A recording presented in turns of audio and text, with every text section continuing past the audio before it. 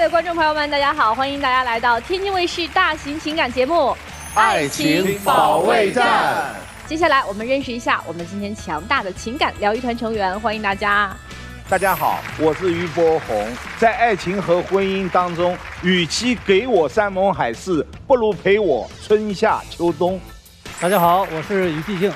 爱情当中呢，要讲究平衡，过于主动和过于被动都是一种破坏，平衡才是更长久的。大家好，我是莎娜。婚姻的终极目标呢，就是将平凡的日子酝酿成醇厚的美酒。大家好，我是曹鹤阳。情感生活遇烦恼，打开电视看爱宝。好。大家好，我是曲伟。爱情可以闪婚，但日子不能闪躲。好，那接下来让我们掌声有请今天来求助的2组嘉宾登场，欢迎他们。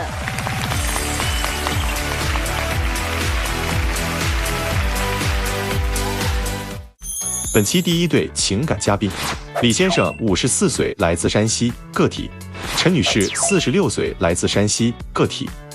他们遇到了怎样的情感困惑呢？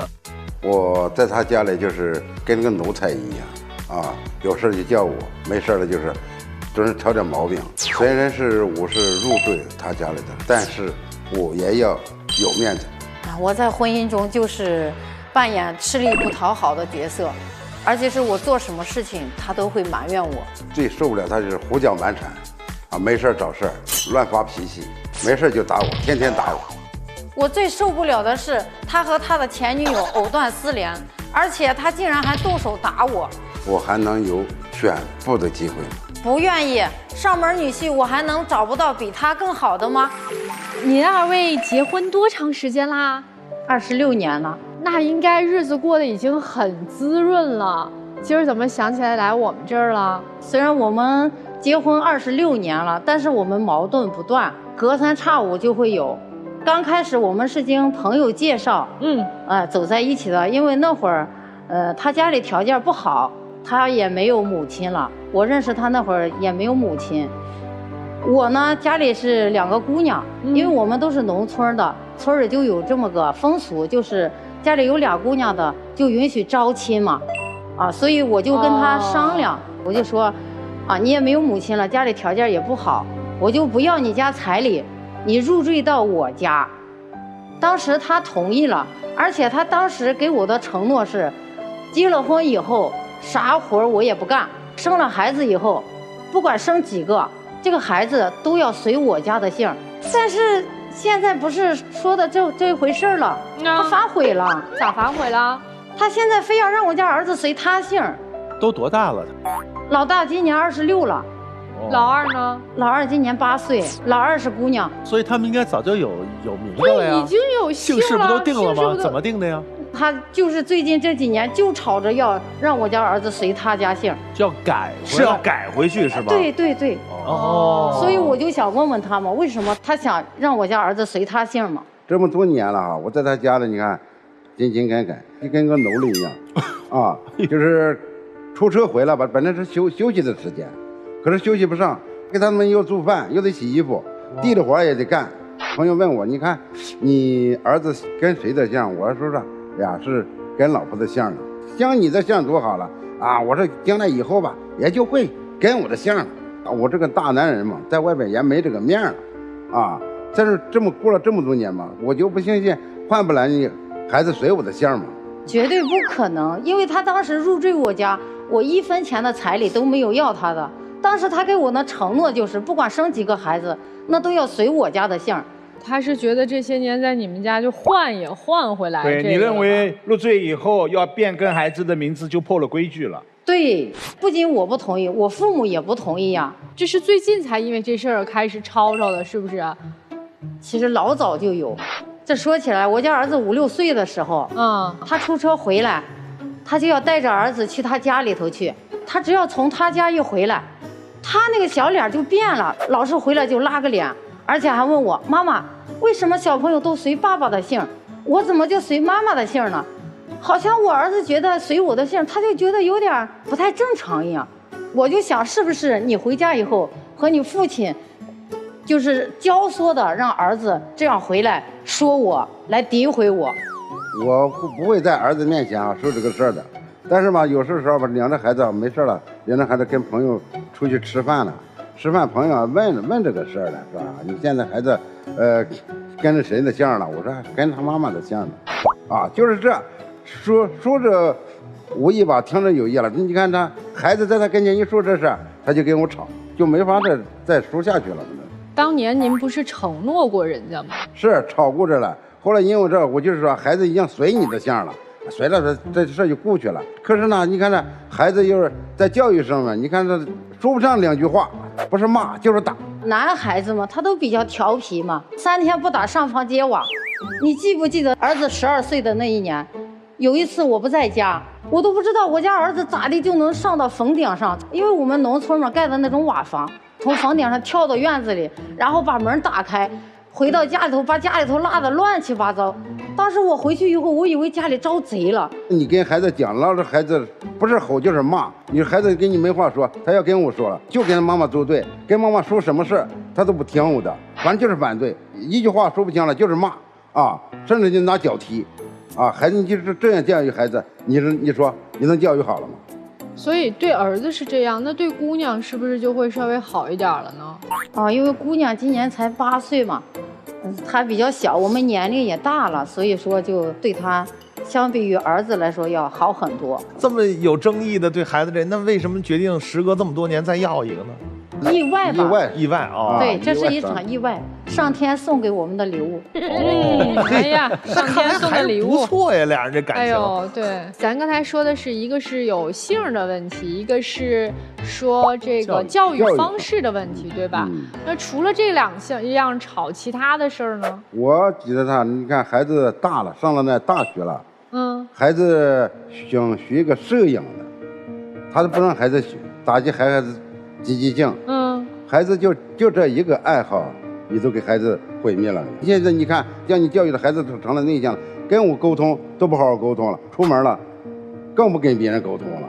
现在孩子在家里就是做了自己的务事了，玩他的电脑，根本不跟咱们沟通。在这方面嘛，你不能用你的暴力脾气再教育孩子了。你说我是以暴制暴，那你是怎么对我的？我就因为儿子一件小事，学习上的事儿，他做错题了，我那会儿确实我生气了，我就在他头上就轻轻地打了一下，结果我老公上来就咔着就给了我一个大巴掌。当时我也在跟前了嘛，你看你在沙发上坐着，孩子低头在做作业了，你这脾气骂了一顿你就算了吧，你上手就啪头上给孩子头上来一巴掌，我就站起来，他瞪眼看我了，我还没着，我就轻轻上去打了他一下，他俩这就捅了马蜂窝了。他说左右开弓，摔门就走，一走就1个月，电话联系不上，短信不回。我为啥走呀？当时你给我的承诺是啥？让我在家像一个公主一样。就因为儿子这一点事儿，你上手就打了我，咒语了，我接受不了，所以我就不辞而别，我离家出走了。我问一下，咱们平心而论啊，就是你口中这个上门女婿，在您家上门的这些年，您觉得他的表现怎么样？那会儿真的是啥活他都干，包括他出车回来，他回来还照样给我干。那他出车的时候，你白天是没事儿的是吗？那会儿刚结婚嘛，村里头也没有什么好工作，所以我基本上就在家。你在家也不做饭，都等他出车回来做饭。如果他出车走了，就是我妈做嘛。我基本上不做饭。真是公主哈。那然后后面就有什么变化吗？就因为那一件事，我不是离家出走了吗？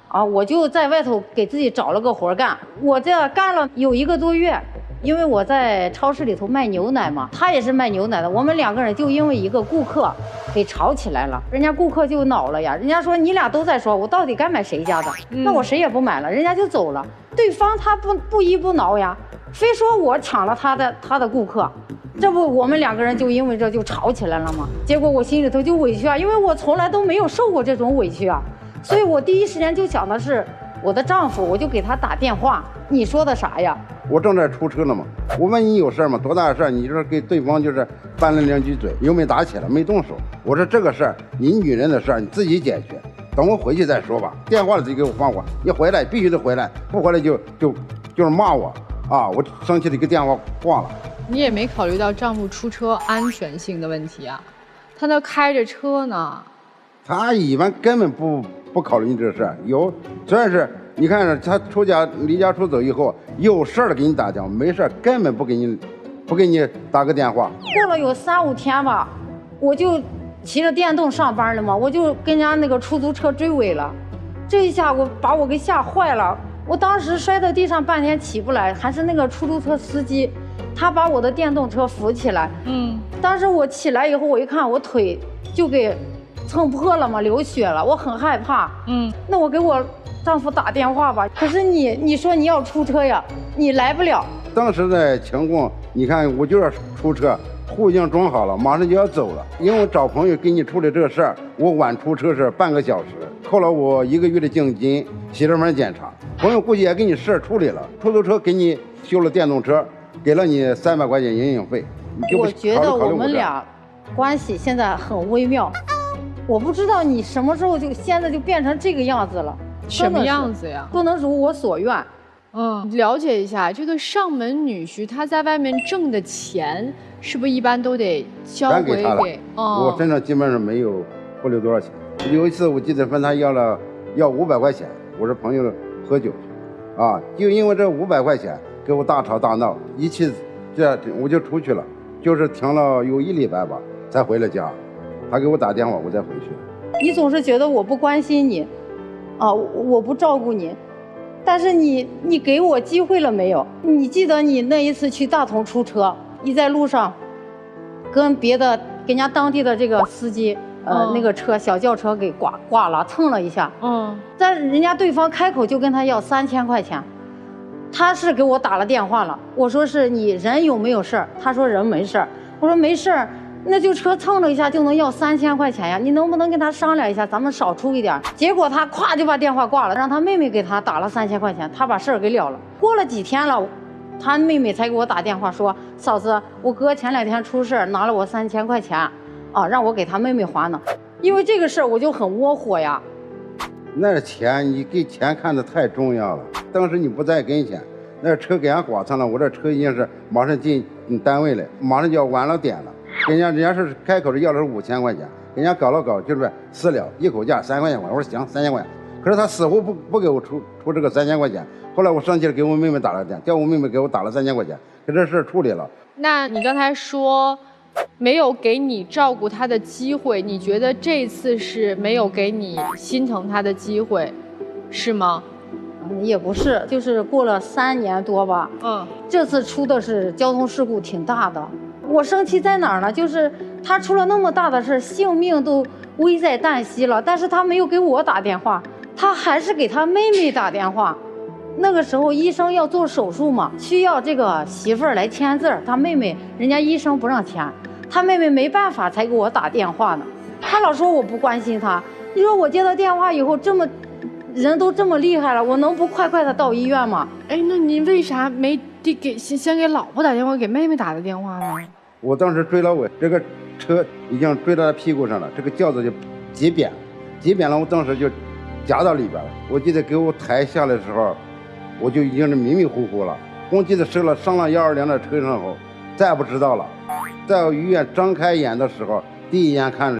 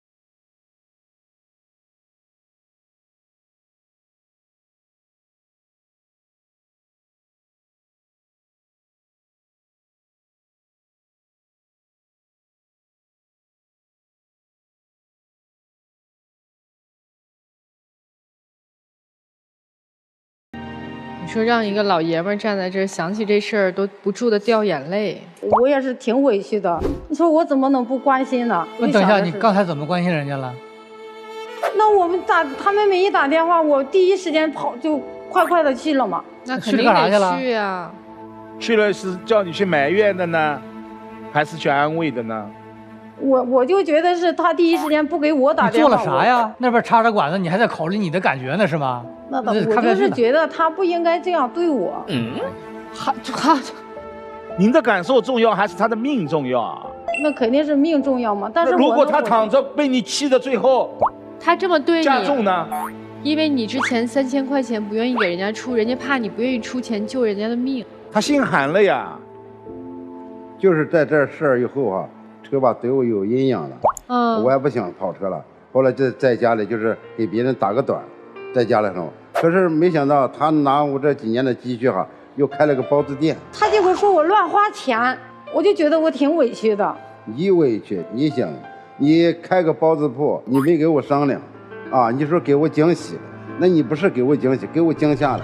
第一个，你没做过生意，你不会做饭，没卖过包子，你知道这生意怎么经营了？你一点都不懂。再说儿子都25了，25也得梳子媳妇了，你拿这钱就不跟我商量，你开包子铺，你就是开，行，开了包子铺，你又干不了，我干，啊，我雇了3个老太太，就在你撵跑了2个。就你那脾气能用住人啊！今天老太太端包子慢了，舀米汤舀的洒了啊！你看你一天反正没事去了就是找事儿啊，不是找事儿就是在找事儿的路上。最后2个老太太叫你辞走了，那是我找事儿吗？我不是为了咱这个店的生意吗？不是你负责店里的啥呀？我想问问。我基本上啥也不干，因为我老公他总觉得我人家当公主呢。他总觉得我说话不好听嘛。您是不好听。你老公在店里干啥？我问问。他啥活都干。你在店里吗？我刚开始在店里，因为干了几天，他觉得我给人家老太太也撵走了，然后又有时候还会跟顾客吵架，他就觉得你不适合做生意，你就回去，反正2宝还小呢，你回去带宝吧，就让我回去了。但是我没想到，你说他竟然把他的前女友给招到店里头来帮忙来了。你说我能不生气吗？这个您解释一下。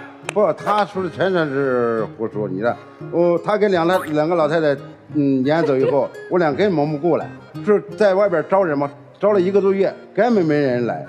一问，要是这个老板娘不好弄啊，脾气暴，都不来。后来没办法，实在是找邻居找朋友，就是给我介绍这。服务员也找不下，最后我那天早上去买菜去的时候，正好碰见他了。确定是你的前女友吗？啊，是前女友，那是多少年的事了，那都是。不管多少年，是前女友啊，是前面那会儿谈过啊，前女友现在也结婚了吧？人家都结婚了，孩子都多大了？你怎么说服人家？然后呢？啊，我就问他你现在干啥？他说呀，刚从北京回来，那会儿还有1个多月过年呀，啊，从北京回来没活干，我说正好没活干，我那去了，你去我那给我帮帮忙吧，啊，人家说行，我去吧，啊，第2天就过来了，啊，过来了以后，你看刚开始吧，他去见了吧，还是有说有笑的，进入腊月的时候了，哎呀，那就了不得了，也不知道他从哪听了那风声了，到那这呲鼻子胀眼，摔盆子摔碗的。哦，他一开始见了那个女的，他不知道的是你前女友，是吧？对，后来所以就是还和颜悦色的。对。然后突然听说是你前女友了，那会儿他没那翻脸了，没他。其实你是后来怎么知道这个是前女友啊？刚开始我确实对他挺好的，我说是这店里多了1个人，这不是我老公就能轻松点吗？我觉得我也挺好，我说这样挺好。但是吧，我就隔三差五去店里嘛，去店里我就发现。他跟他说话跟那个老太太说话不一样，不太对味儿，而且他们2个人就属于那种，好像就是眉目传情的那种，人家一个眼神他就知道啥意思。你比如说吧，就是人家顾客要包子嘛，那个阿姨去送去，他啥事儿他也不管也不看，但是等他前女友去送的时候，他屁颠，他比他跑得还快呢。所以我就觉得他俩肯定，因为女人的第6感觉，她比较敏感嘛。就在今年大年初1呀，他前女友带着她老公就上门来了。人家说这是李宏伟家吗？我说咋了？我还想着是因为我不知道是他前女友，我知道那是我店里员工嘛。我就觉得是，我说是这大年初1的来给我拜年了，我说挺好。我说啊，那你们上家里坐，我给你倒点水喝啊，给你拿点吃的。坐那儿吃。人家老公就那种，好像可凶的样子。人家说，我们不吃也不喝，我就来找你家事儿来了。我说咋了？我媳妇儿和你老公是初恋，他们现在又旧情复燃了。她老公看见什么了？说他们俩旧情复燃了？那她老公肯定看见他俩聊天了呗。啊，微信聊天都看到了。哎，对呀，那肯定是看见，要不然人家不会大年初一上我家来呀。说吧，聊啥了？我就很生气啊！我等他回来，然后我说李宏伟，你说这怎么解释？然后呢，我就逼着他，我说不行，他2口子能来我家，我也得去他家里头。我就逼着他，让他带着我去他家里头，但是人家2口子不在。我说气消不了呀。这个事儿不能就这么了了。到底跟前女友做了什么嘛？啥没有？你听他只是听别人说，他在他店里给他干了，肯定他俩有什么事儿。我俩有什么？没什么，就是说说笑笑。你说跟老太太也说说笑笑了，没事就冲了。顾及他的感受，他认为您看这个上门女婿像翻天了，是吧？对呀，因为他不是他说的那样，他2个人说话聊天，那他笑的跟个花一样，他跟我说话从来没有这个样子，所以我心里头就觉得憋屈呀。他们俩说话就是那种，一看就老相好，是吧？对，这不让人看着就不舒服吗？因为我知道了这个事儿了，我心里头肯定就生气呀，我就跟他闹，但是没有几天。你说他兄弟就发了一个信息给他，就说是老哥呀，你以后说话注意点吧，因为嫂子脾气不好，因为他朋友圈都知道我脾气不好，说你别整出来，到时候没法收拾了，我就想问你，你兄弟给你发的这个信息是什么意思？我跟那个女的根本没问题，就是工作上也没问题，私下里也没什么问题，就是我在咱家里做这么多年。种牛当马的，洗衣做饭的，啥都干了，就是连你的信任都换不来。你觉得我值不值得？我问一下陈女士，您今儿过来，您是最主要想要解决的问题是什么？你是想让我们怎么办？想让我们把你俩拆散了？就这么过分，太过分了，离了算了，是不是？想不想离婚你想要一个明确的结果，就是说，所有人都说他这事儿办得不对，你是想要这结果吗？我就觉得他做的不对嘛，所以我来，就是让别人一块儿说的不对。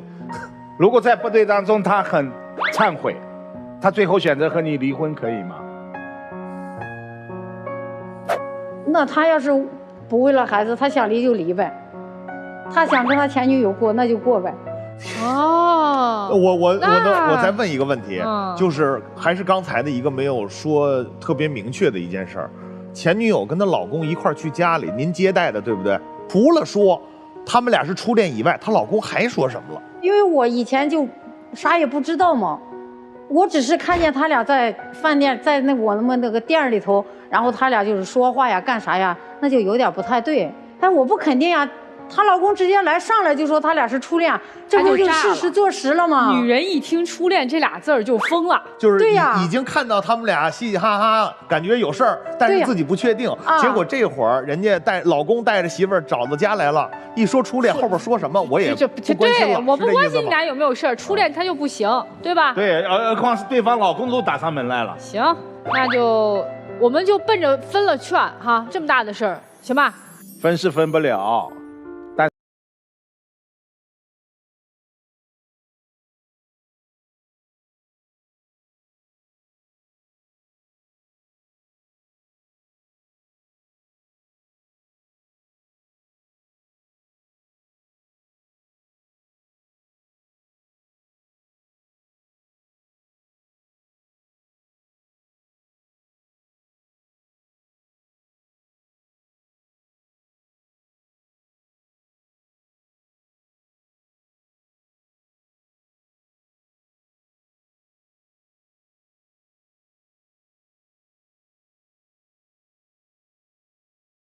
是二婚家庭，电话听到丈夫出车祸，她问老婆要3000块钱的修理费，他是个司机，比你专业吧？他知道该不该赔3000吧？您竟然在这个事情上耿耿于怀，磨磨蹭蹭。他后来去找妹妹，是一种失望，对家庭的失望，对妻子的失望。一个人在生命已经垂危的时候，面临着要走进手术室的时候，他想到的第一个亲人一定会赶过来，一定会倾其所有救我命的。他想到的是自己的妹妹。你悲哀嘛，到了医院，不是全力的配合抢救，反而是埋怨。您其实很多的行为当中，您把他当正常的一个丈夫没有，您的潜意识当中就4个字：上门女婿。您想婚姻稳定，就尊重这个丈夫，其他没什么。男人有泪不轻弹呐，真想拆了你们的婚姻，但说实话拆不了。咱说点现实的，还想当公主不？怎么说呢？谁不想当公主？你还当？哎，好，请问谁让你当公主？谁能让你当公主？我丈夫呀。我告诉你，你丈夫没办法再让你当公主了，他活不了多久了。活不了多久。他被你气死了，你把他给累死了。我说的话不好听啊，真是这样的。做牛做马，这些年，你看你不但不干事儿，还惹事儿。我们听下来真是这样子的啊。所以你老公能活多久？他病了怎么办？他病了还能让你当公主吗？他走得早还能让你当公主吗？如果你想当公主，当更长久的公主，这个男人咱就省着点儿用。听明白没有？还有一个概念你要清楚，公主跟妻子的区别是啥？公主是未婚的，没结婚的叫公主，结了婚以后叫什么？妻子。哎，叫妻子。咱也要尽到当妻子的这个责任，这样的话，这个婚姻家庭才能走得更远一点，孩子也才能健康的成长，你这个生活才能越来越好。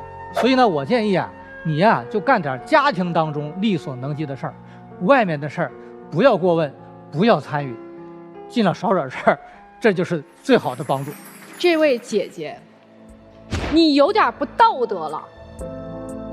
你拿着人家家庭条件不好，穷，欺负人家，他们家原生家庭不好，没有钱，是他的错吗？因为我们家穷，我就得伺候你一辈子呀。那你干嘛不找个长工啊？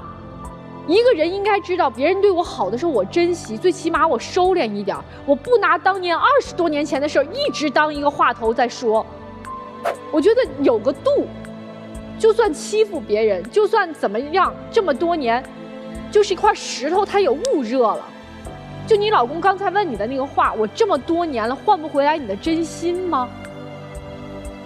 我都满身插管子了，所有生活在一起20多年的夫妻，从来没有听说过看到自己的老公躺在那儿满身插着管子，第一句话质问他：你为什么不给我打电话？那个时候不应该腿都吓软了吗？你不应该感谢上苍能让这个男人能活着吗？所以我觉得你真的没有人情味儿。我觉得如果你要是能觉悟的话，好自为之，就这样。既然能这么笃定的说，他说把我捧得跟小公主一样，我也相信，在当时那种情况下，包括男方的家庭，当时母亲也不在的那种情况下，他也是把您当成一个以后未来就托付终身吧，肯定是跟情话一样的说，我一定去宠着你，哄着你，把你当小公主一样的。如果在当年来说，我觉得这是很合理的一件事儿。但是我觉得组建一个家庭，随着时间的推移，两个人的磨合，人是会变化的。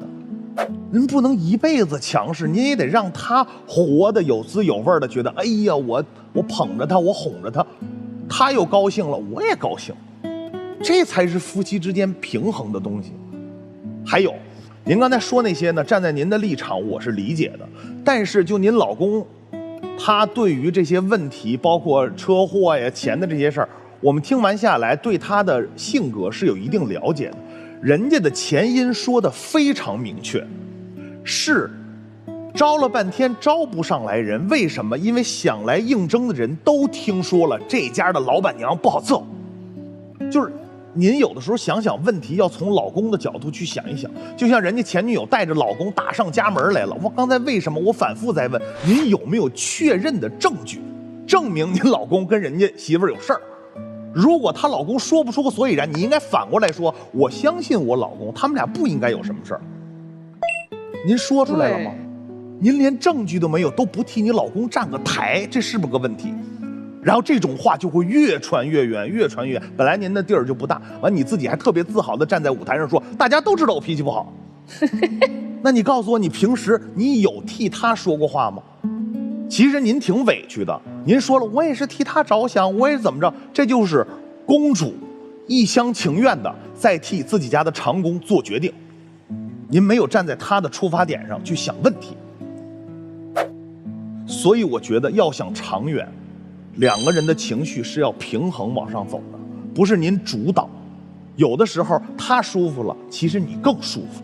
而且您想想，我刚才问这个两个孩子这个岁数的问题，两个人都当时特害羞的乐，就是这是上天给我们的礼物，我就没什么可说的。我觉得你们俩还有戏，还有机会，我就说到这儿。其实表面上看，矛盾来自于孩子要改姓儿之争哈，实则是尊严的拉锯战。26年，你老公一直在隐忍你，他爱你的时候你是公主，他不爱你的时候呢，你什么都不是。你生气，当时他给你一个巴掌，但是最伤人的是你诛心26年，你没有把他当成一个真正的一个生命的共同体，你把他当成一个长工，但实则我告诉你，这个家的顶梁柱是他，是他在养家糊口，他为这个家都有献出过生命的风险，而你呢，一句3000块钱的这么贵，你关注的不是你的身体是否受了伤害，你看到躺在病床上不能言语的他，你问的不是说老公我真心疼你，你说的是什么？为什么不先告诉我？这是你对他的态度。所以这样的人，我觉得你根本就不爱他，你只爱你从他身上吸取到的那些营养。他一直在喂养你，你像一个情感黑洞，一直在吞噬，他有天一定会觉醒的。所以说，真正的婚姻应该你们是共同的藤，而不是较劲的绳。你这个绳子会把他勒死，而最终受不了的是你。你离开他，谁把你当公主啊？在店里头还能跟人吵起来呢？你这生存能力太差了，你不够尊重他。往右手看一看，那是你的依靠。如果不是今天来到爱宝的舞台，可能在生活当中你们就分了。孩子真是要改姓吗？都20多岁了，真的吗？能改吗？改不了。所以你需要是改的你的性子，就这样。接下来你俩坐那儿歇会儿，然后想想刚才老师们说的话，好不好？好，谢谢你们啊！我们2组嘉宾交换一下位置。本期第2对情感嘉宾，李先生54岁，来自吉林，自由职业；孙女士54岁，来自吉林，自由职业。他们遇到了怎样的感情问题呢？后悔没有他，我会有更好的选择。后悔呀，相当后悔了。他现在不像以前了，他在家啥都不管，就知道看手机。他像皇帝一样，啥事都得听他的，从不讲理。他在家特别懒，对我没有以前好了，一点也不负责任。希望他能改掉臭脾气，多多能够理解我。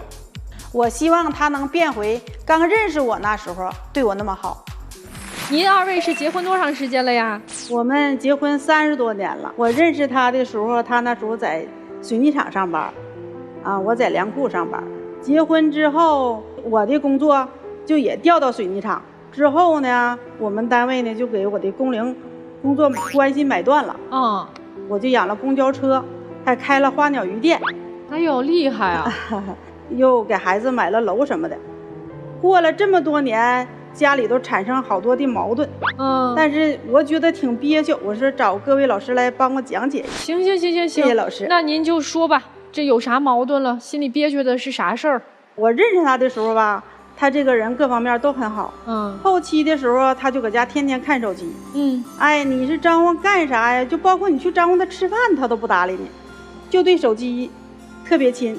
机不离手，手不离机。我说的老公啊，面条煮好了，咱们出来吃饭呢。没听着，我又喊，可倒好啊，这时间长了，面条坨了。当时吧，因为我看手机嘛，也没听你召唤。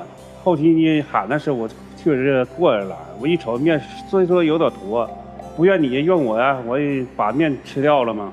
还再有一次，我在厨房切菜的时候，不小心的时候，我把手切伤了。哎呦，切伤了，我就喊老公啊，哎呀，我的手好疼啊，把我的手切伤了，你快上那个医药箱里，赶紧取创可贴，把我手包上。我喊你，你听见了吗？你不还是在那执迷你的手机吗？后来我听见了，不出来给你也给包上了吗？你给我包上了，你出来的时候，你的耳朵还是在听着你的手机，余光还是看着你的手机，你是创可贴给我包上了，没包到伤口上，这个血还是在滴的呢。你手机上有啥呀？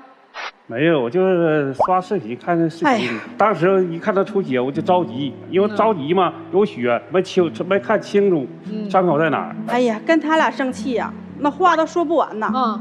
就是说的，最后有人给我气生病了，到医院的医生说你这是生气得的，是甲状腺结节。然后说的你这个得需要住院手术。哎呀，我赶上天都塌下来了，完了，这下自己的身体这不是垮了吗？我就是又上了其他的医院，3、4个的大医院去会诊找专家，确定我这个病需不需要手术。等到我把病情全都打听完了，任何的教授都说我这个病情必须得手术，我就回家我就跟老公说，医生说我这个病情很严重，得是住院手术，是得了甲状腺结节，没理没问的。你说我的心得伤到啥样？我没考虑他的严重重性，我说这是达到什么程度，那还需要手术去治疗。那最后做手术了吗？最后做手术了，这不儿子就带我去了，领着我去住院办手续什么的，住院了。住完院我就打电话，我说的儿子手续都给我办完了，我要住院要手术，你过来呀？他也没过来。当时吧，我一寻思，你也是在生我气，也瞅我不顺眼，我要去了也给你添堵，瞅我更来气。完在家跟前还有孩子关心你，不管你。这个理由好啊。他不如搁家消停待着。哎呦我不是，那再怎么着也是个手术啊。就说你手术了，孩子搁跟前，家属搁跟前，能跟你搁跟前能一样吗？我当时是需要你啊。你需要我，但你不瞅我来气吗？先生，您在家待着能踏实吗？自己老婆在医院做手术呢。就是因为我儿子搁跟前，我儿子能替我照顾。你可别说你那事儿了。我在那个后期的时候，我听说哈，他在家不光是玩手机，他出去跳舞去，跟一个单身的老太太、单身的女人去跳舞。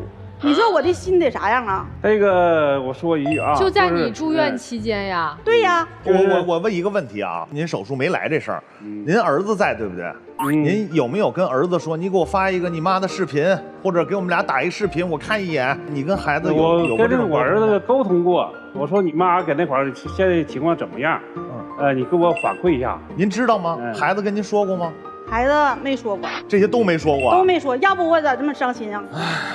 那最后你是跟老太太出去跳舞了吗？是，就是这事儿是有。但我跳舞完全是为了锻炼身体。哎，好，为了锻炼身体，所以找了一个单身的老太太去跳了交际舞，是吗？那是不绝对，那个不绝对，我就随便就是临时就找的，我也不能问他说你是单身呢还是不单身呢，这传到他的耳朵里是说这个是单身，明白。哎，但事实不是这样。好。这事儿气够呛吧？太伤心了，老师。这应该算是最近最大的事儿了，是吧？也不是最大的事儿。让我觉得还有不痛快的事儿。哎呀，说起来可话长了。我就说你别搁家看那个手机了。我说的你不行，你去扫大街去，挣不来3000，挣2000，是不家庭也挺好啊？你成天追我去出去干这干那个，这工作这玩意儿也不是说你咱出门就能碰着。对。哎，这找工作也得说人还得用人，咱还能干来。哎，就是找不是说马上就能找到。对，找多少时间？找几个月呗。我问一下，是本身就有退休金是吗？还是说没有退休金，就家里是没有进项的，现在没有进项的，他是买断了。这个期间呢，我说咱家那钱之前的钱跑哪去了？该买不买的你都往家买，不该消费你也去消费，成天逛街逛商店的。您觉得就是老婆这个比较爱花钱，就花销大手大脚啊？哎，我说我花销大手大脚了。咱们家过日子，买个锅碗瓢盆还能算钱吗？我2年1年我都不买个衣服，柜里的衣服都是你跟儿子的，人情来往，你家里水电煤气费，你这些花销，你买菜米面油，家里家外做饭全是我老公就是搁家一个活，手机看手机，看手机。财政大权是在您手里是吧？对呀，对呀。完你这些消费之后，近期瞒着我花10万元首付买一个房子，在咱经济条件不允许的情况下，你还有花钱买一个房子，你说觉得这个房子应不应该买？这钱应不应该花？这钱我觉得我花的没毛病。那时候房子是正上升着的时候，然后我买完了有升值空间，那你说你不出去挣去，要是卖了，我是不是还能家庭能添吧点啊？投资的是吧？对，这个就是想投资的。那现在是赚了呢，还是赔了呢？现在也没赚也没赔，相当于10万是首付，也就是说你们俩又背上了贷款呗。对对，那贷款想好怎么还了吗？对呀，所以说我就追他出去找工作呀，干点啥呀，这不是好还这些贷款呢？关键是你买房子这事儿没跟人家商量呀。我寻思我要告诉他去，我又买个房子，我手里有房子，让他出去上班去干啥，他更不干了。他心话了，我这家又有个房子，还能等他升值呢，你让我出去干去，这他妈现在还要把这个房子卖了呢。哦，就新买的这房子要卖了，压力大，然后卖了搁他生活费。我说咱现在经济条件不允许，实在不行就把这房子卖了，关键现在经济压力也不用去还贷了，负担也减轻了。就是你的想法就是把房子卖了，完了买米面油生活费，你房子拿这个钱花没了，你还到时候还咋还？你搁啥养老啊？你现在趁着年轻，你就出去挣点，房子就放那块儿。你不行，这房子咱租出去咋的也行啊。但工作这问题，我也不是不没找，我为了挣钱，我不还干那出租车吗？干了半年多，就是身体状况也不好了，人腰肌劳损，原先能干10多个小时，现在因为有病，达到一天出3、4小时、4、5个小时。我再因为他这个有病的带了，有病的影响，开车这个效果也不好，有时候有产生磕碰了，违章了，就罚款。所以这车就开不成了，是吧？对，公司呢一瞅你业绩上不去，人哪个公司也不愿意用你，给这车也养不成了，也没挣着钱。我搁家这一着急，我还得一场病，我给家住了好几天，他也不关心我，不理解我。我是不理解你吗？你搁家躺那嘎达摆了手机，我呢桌上桌下的做好饭招呼你，你咋没换位思考一下？我躺病床上的时候，在医院手术，你跟人老太太去跳舞呢，你咋没寻思寻思呢？啊，这功夫你躺炕上了，你叫我来感受你的心理，你咋感受我的心理了？是这样，我问一下，您刚才不是说您家有包了公交车，开的什么花鸟鱼虫店是吧？那这2个生意呢？花鸟鱼店也没有效益啊，关门了。关门了。那这个包的公交车呢？这公交车的时候啊，就是觉得这公交车乘客还挺多，我们俩就观察了一阶段。回家呢，就跟家里的亲属借了一部分钱，然后把这公交车就包了过来一台，效益还很好。那会儿大哥不刷手机吧？那咋没有呢？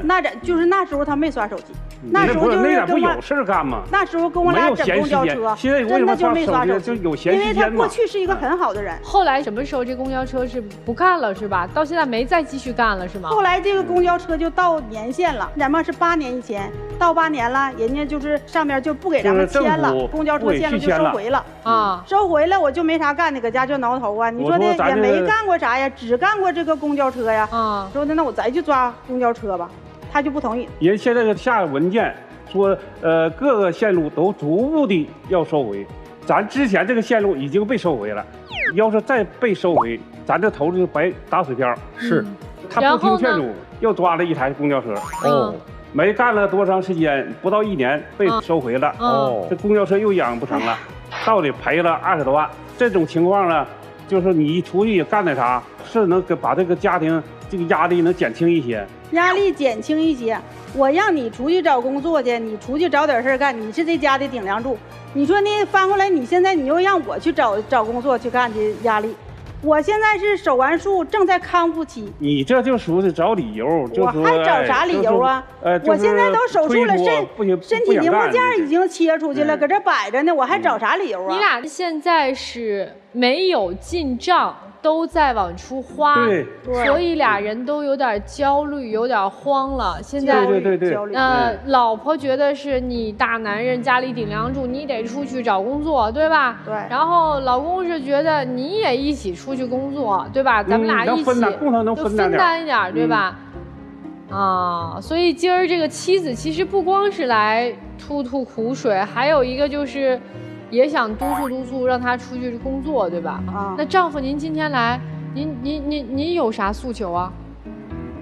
我就是都希望他能够分担家庭，就是这个问题上，我希望他能够多给我一些理解，不要一劲儿是说我啥事都是我不去做这个，不去干那个，因为他能给予我理解。您现在在家里会干一些力所能及的家务活吗？对呀，您干什么了？这那我的也干。你给我举2个例子。这是打什么收拾屋子乱套了，都拖地呀。归用东西，哪个嘛擦东西啊？这都是就是干点家务活我也干。哦，干是吗？啊，他拖个地啥干活能干。如果他能够到外面去干活赚钱，所有的家务您愿意担起来？我愿意。如果您因为现在有这个房子的房贷压力嘛，如果您没做这个甲状腺的手术，然后您爱人又不乐意出去干活，您会选择为了房贷去找一个工作吗？自己适量的工作？我能去找。好，明白了。好，大哥希望大姐怎么理解你？说具体点。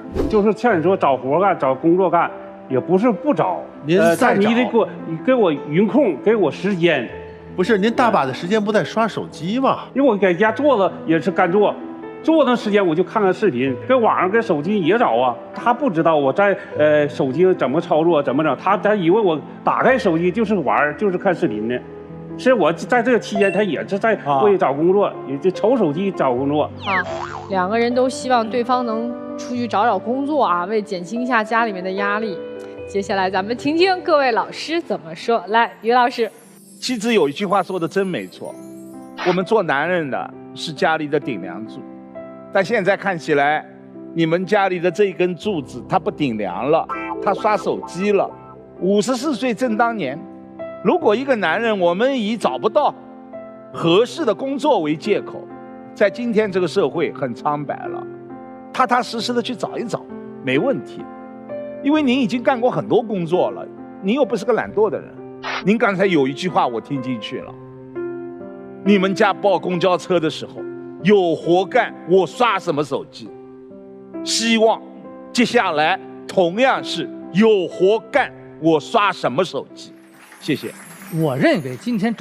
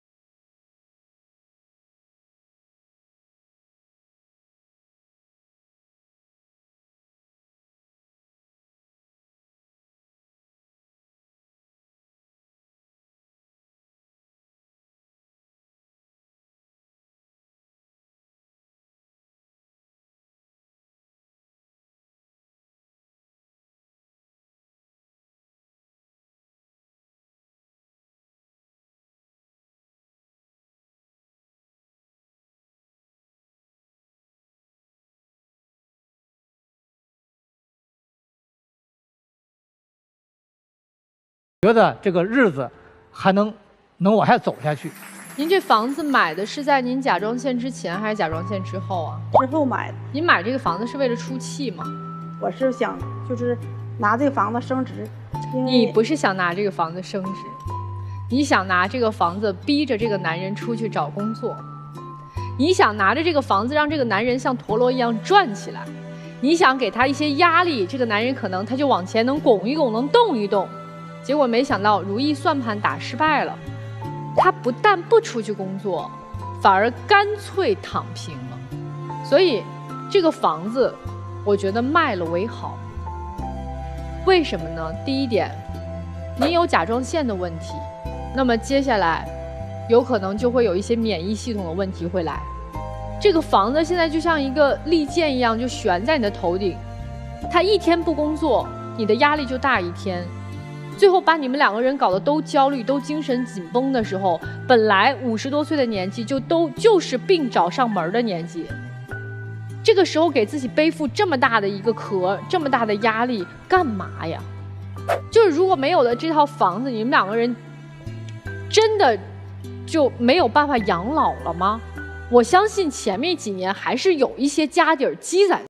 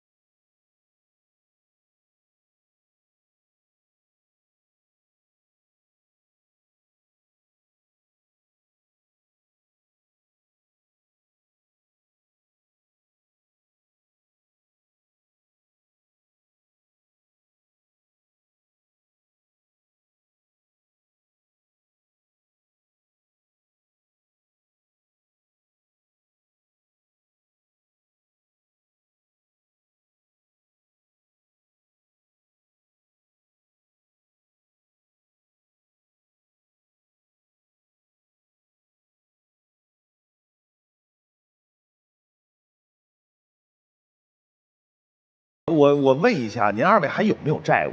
有吗？还欠着钱呢？没有债务呢是吧？您知道您这房子买错在哪儿了吗？如果您现在有稳定的收入，哪怕就几千块钱，您自己有钱，我不用经过他，我从别人那儿借了10万块钱首付，我每个月自己还贷款，我老了我有个依靠，我为了我自己，我死命供，我也把这房子供起来。但是您现在的行为给自己添堵的原因在哪儿？是您张罗完这个首付之后，你让他去挣钱。其实我能理解您心态，往前逼一步，待着也是待着，让他挣钱，给我把这房子供起来，这样咱老了之后也有个保障。但是他现在不动换。刚才沙娜老师说，就完全就是我心里想的，你逼来逼去，把自己逼出毛病了。对，症结在哪儿？症结是贷款没人还，甚至说咱往大一点说，贷款的来源渠道没有。你想让这个钱滚起来，滚不起来，咱更别说您买这个房子到底能升值升多少，怎么个升法，是这个地段会变好，怎么这都不重要，主要是这个房子，您供不动啊。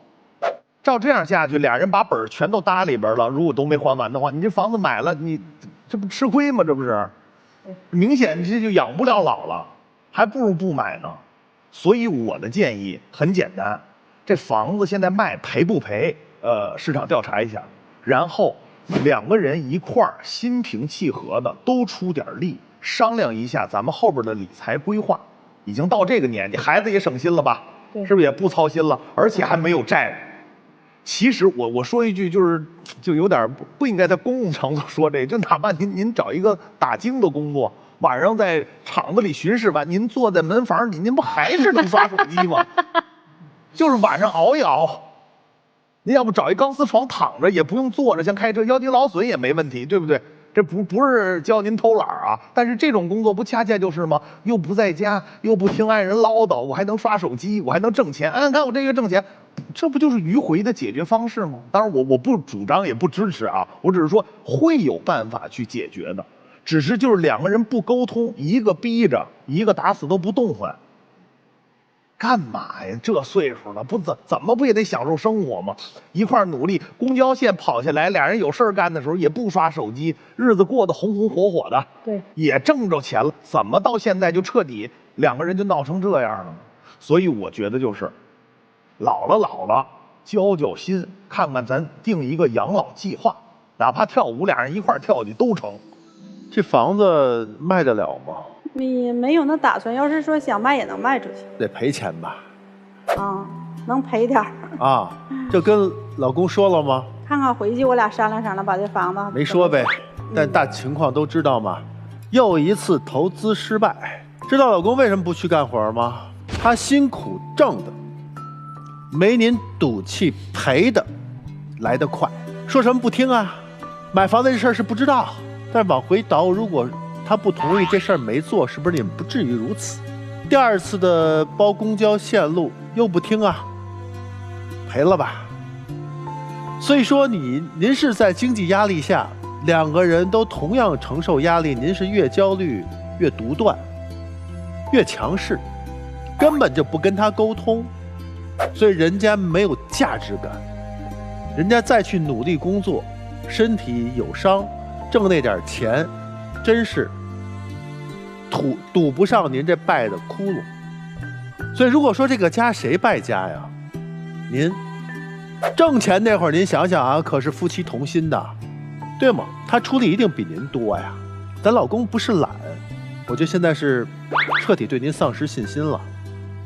您去医院，他不是不关心，他真是觉得在您面前他没有什么价值，他觉得您不需要的，所以他就在手机当中是搭建了一个空虚的那种精神世界，现实生活中没有价值，没有人听他的，因为他觉得没有意义。所以说我觉得您是时候该交权了，您现在身体也撑不起这个权了，对不对？您应该看开，向老公学学，老公应该站起来了，因为没有他跟那儿那个赔钱了，哎，凿窟窿了，现在就是您无路可退了，那手机您拿不起来了，没时间拿了，对吧？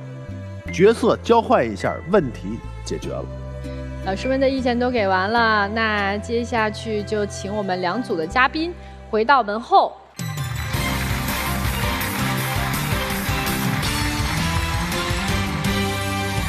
3、2、1，请开门。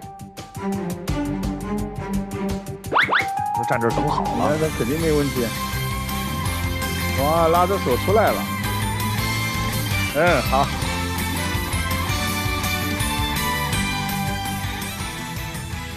我觉得不管怎么样，你得好好的尊重你身边的这个男人，因为夫妻的关系它永远是平等的才能长久，没有谁高谁低，对不对？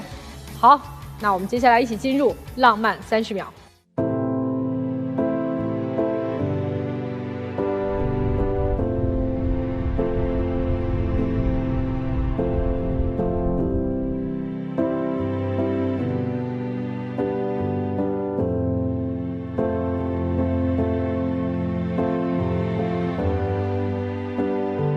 祝你们幸福啊！谢谢。好，就这样吧，再见。好，再见，再见。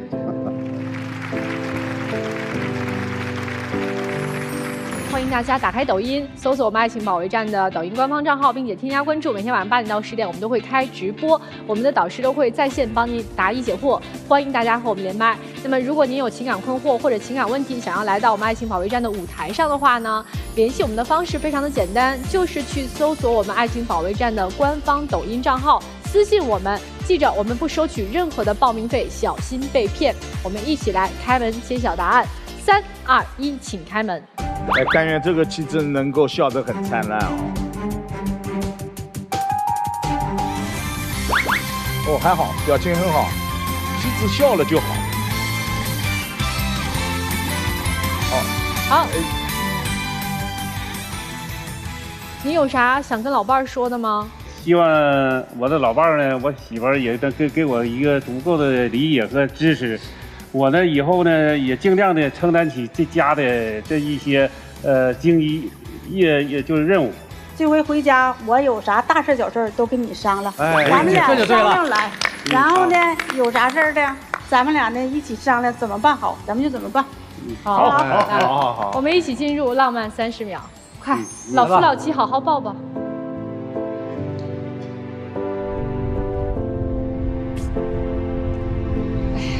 哎呀，这回来到这爱情保卫战呢，非常好，非常好，非常好，非常好，很满意，很满意，很满意。